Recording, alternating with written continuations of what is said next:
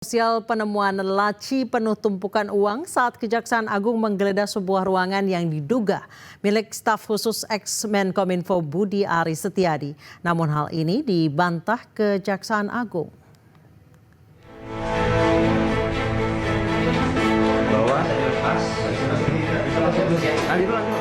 Viral di media sosial video penyidik Jampitsus Kejaksaan Agung menggeledah sebuah ruangan dan menemukan tumpukan uang tersimpan di dalam loker.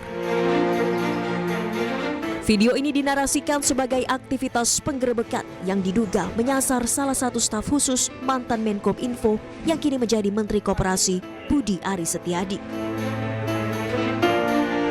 Dalam video, penyidik membuka satu persatu loker yang dipenuhi tumpukan uang. Video ini turut diunggah Wakil Ketua Komisi 3 DPR RI Ahmad Sahroni di akun media sosialnya. Ia turut mempertanyakan kebenaran isu tersebut. Namun Kejaksaan Agung membantah penggeledahan dengan temuan uang tersebut dilakukan di ruangan staf sus Menkominfo. Kapus Penkum Kejagung Harli Siregar menyebut video yang beredar adalah kegiatan penyidik saat menggeledah sebuah kantor di Jakarta terkait kasus korupsi Duta Palma Group. Sementara itu, mantan Menkominfo Budi Aris Setiadi mengaku siap diperiksa dalam kasus judi online jika diperlukan. Ia menyebut mendukung penuh upaya penegakan hukum yang dilakukan pihak kepolisian. Pak Presiden mau ke luar negeri? Ya, pokoknya saya fokus ngurus operasi dan rakyat. Kita dukung penegakan hukum, dan yang ketiga kita tetap serius berantas judi. Apa ya? Solusinya gimana Pak? Lalu kita warga negara. Dan nanti katanya polisi mau mendalami Pak. Gimana Pak? Tunggu aja dalamnya tinggal Pak. Kita siap deh. Siap dipanggil juga Pak. Pasti enggak. Berarti siap pasti nggak terlibat Pak. Ya. Pak kenal nggak Pak Mas sudah pegawai Om Diki yang dipisah Pak? Ya tahu lah namanya. Coba.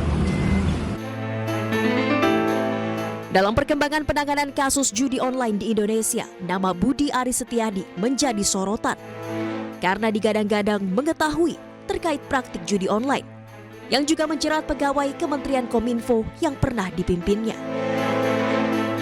Dari Jakarta, tim liputan iNews melaporkan. Tersangka kasus promosi judi online sekaligus konten kreator asal Sukabumi Gunawan Sadbor keluar dari tahanan usai penahanannya ditangguhkan polisi. Sadbor bahkan diangkat menjadi duta anti judi online.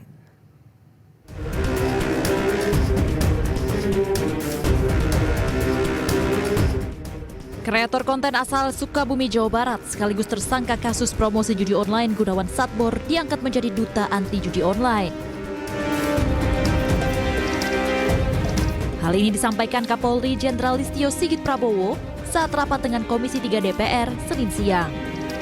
Pengangkatan duta anti judi online diberikan usai penahanan Sadbor ditangguhkan. Sementara Gunawan Sadbor saat ini kita tangguhkan dan kita jadikan dia duta untuk anti judi online. Ini juga mungkin juga bisa menjawab berbagai macam pertanyaan kenapa hanya ada perbedaan ataupun pembedaan perlakuan terhadap influencer. Intinya terhadap mereka yang belum paham kita sadarkan dan kemudian kita jadikan mereka duta untuk anti kampanye judi. Sebaliknya mereka juga kita manfaatkan untuk mendalami dan mengembangkan siapa orang-orang yang berada di belakang mereka. Penangguhan penahanan Gunawan Sadbor diberikan sejak Jumat lalu. Penangguhan penahanan diajukan Gunawan dan keluarganya. Untuk tersangka G alias Sadbor telah dilakukan penangguhan penahanan oleh Satreskrim Polres Sukabumi sejak hari Jumat tanggal 8 November 2024. Untuk penangguhan penahanan tersebut memang ini sudah diatur dalam KUHP, di mana hal ini dapat dilakukan apabila ada permohonan dari tersangka.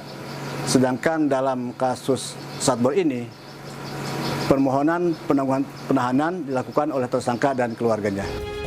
Sebelumnya polisi menetapkan Sadbor yang viral dengan aksi joget ayam patuk dan rekannya Ahmad Supendi alias Toet sebagai tersangka karena diduga mempromosikan situs judi online di akun media sosialnya.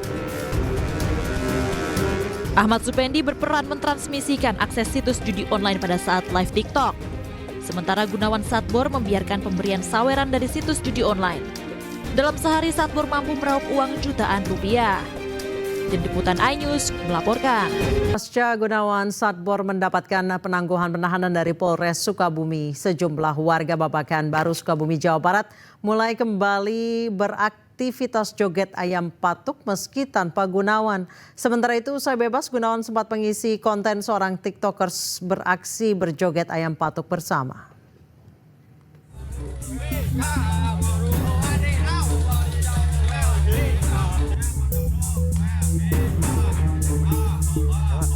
Pasca penangguhan tahanan Gunawan Satbor dikabulkan Polres Sukabumi, aktivitas warga Babakan Baru Desa Bojong Kembar, Kecamatan Cikembar, Kabupaten Sukabumi, Jawa Barat kembali ramai oleh jogetan ayam patuk khas Gunawan Satbor.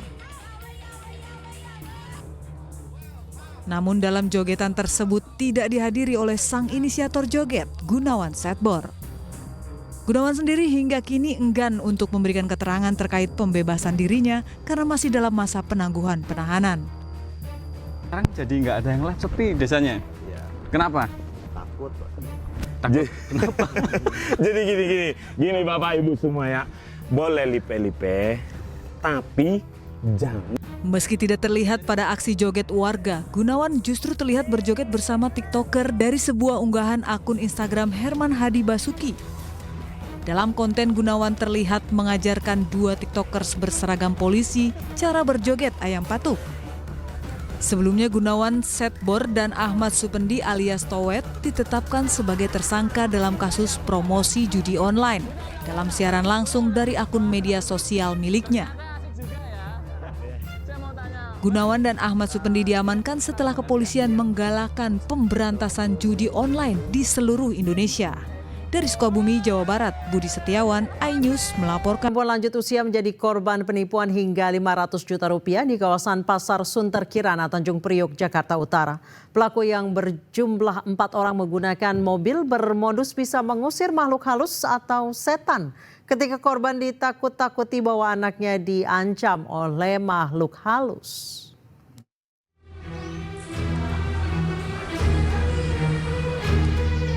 Aksi penipuan di wilayah DKI Jakarta dengan berbagai modus masih terjadi. Salah satunya seorang wanita lanjut usia bernama Bernadette, warga Jalan Sunter Hijau, Kelurahan Sunterjaya, Kecamatan Tanjung Priok, Jakarta Utara. Korban ditipu oleh komplotan penipu yang berjumlah 4 orang dan menderita kerugian mencapai 500 juta rupiah. Kejadian bermula ketika korban tengah berbelanja di pasar pada hari Jumat tanggal 1 lalu, di mana korban didatangi satu orang wanita yang menghampiri menanyakan obat untuk suaminya yang tengah menderita sakit. Korban yang berniat untuk menolong kedua wanita ini akhirnya mengikuti apa kata wanita tersebut hingga akhirnya korban dimasukkan ke dalam mobil oleh 3 wanita yang merupakan komplotan tersebut.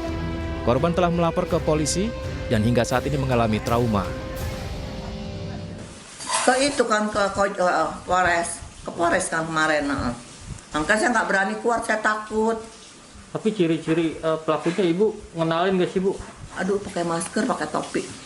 Kisaran misalnya udah tua kah apa masih muda atau gimana? Kayaknya sekitar 40-an ya. Tiga-tiganya itu? Atas kejadian ini, korban mengalami kerugian hingga 500 juta rupiah dan langsung melaporkan kasus penipuan tersebut ke Polres Metro Jakarta Utara. Dari Jakarta, Tim Liputan iNews melaporkan.